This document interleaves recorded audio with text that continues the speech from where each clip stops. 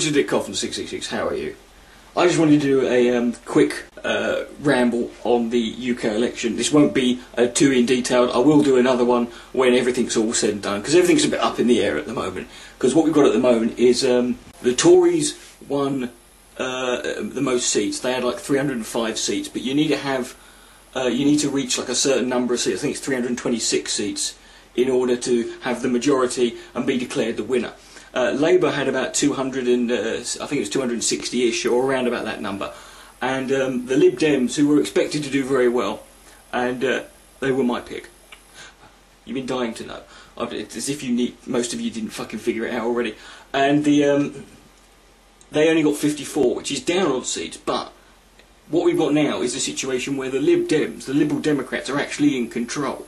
Because they are now being, in the event of a hung parliament, basically Labour and Conservative are trying to get the Liberal Democrats to join them so they can have their seats, they can join up with their seats, and then we'd have a situation where they, I think, you know, try and fucking negotiate, fucking make David Cameron go to work in his underpants for an hour. Yeah, anyone who voted for the BNP, you know, raise their taxes by 100%, no, 102, so they're in debt. I know what you're all thinking. You're thinking, you know, well, given last week, we need to sort of, you know, let's cover the thing. You know, we weren't covering the main parties last week.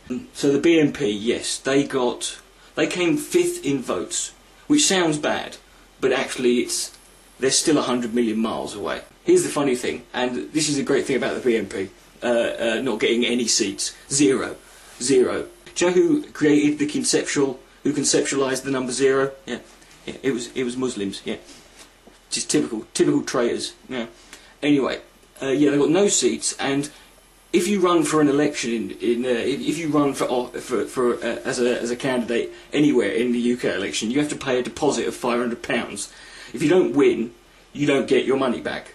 And so far, it's been calculated that the BNP have lost £131,500.